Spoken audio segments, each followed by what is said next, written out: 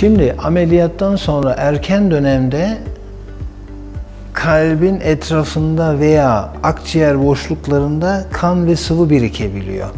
Bu sıvıları, kanları dışarıya almak için drenlerimiz var. Bu drenlerden bu sıvıyı dışarıya almak için hastaya bir Triflow dediğimiz bir üfleme cihazı veriyoruz. Bu üfleme cihazı basit bir cihaz. 3 tane top ve bir üfleme hortumundan oluşan basit bir cihaz. Bu cihazla hasta nefesi içeriye alıp nefesini tutması gerekiyor. 1, 2 ve ideal durumlarda 3 tane topu yukarıya çekip yukarıda tutması gerekiyor. Hasta böyle nefes aldığında akciğerler komple açılıyor ve bu bahsettiğim içerideki kirli kan ve sıvılar rahatlıkla boşalıyor. Hastanın nefesi ve solunumu rahatlıyor. Bu Triflow olayı çok önemli. Bütün hastalarımıza ilk 2 gün Triflow egzersizlerini öğretiyoruz.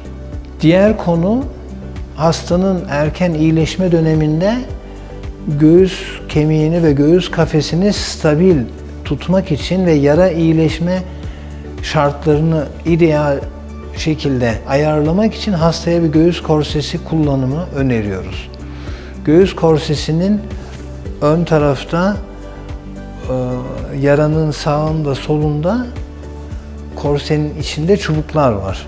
Öksürük durumunda hasta bu çubuklardan tutup hafif bastırdığında göğüs ağrısı olmuyor. Rahat öksürebiliyor ve yara yerini koruyabiliyor. Diğer fonksiyonumuz, göğüs korsesinin kol bağcıkları var. Aşırı kol hareketleri olmasın diye kol bağcıklarıyla kol hareketlerini sınırlıyoruz.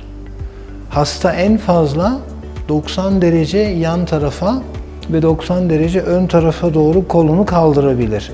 Daha aşırı kol hareketleri yaptığında göğüs kemiği ve bizim ameliyat bölgesinde oynama olabiliyor.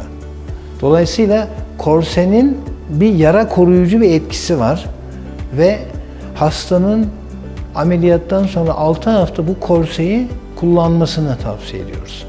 Şimdi aynı nedenle hastanın mobilizasyonunda kolları arkaya götürmesini istemiyoruz veya yatağın kenarındaki dayanıklara uzanıp da kendini dengesiz bir şekilde çekmesini istemiyoruz. Hastaya bir el merdiveni dediğimiz sit-up merdiven veriyoruz ve hasta yavaş yavaş kolları öne uzatarak, kendini öne çekerek yataktan kalkıyor. Böyle hareket ettiğinde bizim yara bölgesi en iyi şekilde korunmuş oluyor ve yara problemleri neredeyse sıfır kadar, yani %0.5'ten daha düşük orantıda oluyor. Yaralar rahat iyileşiyor.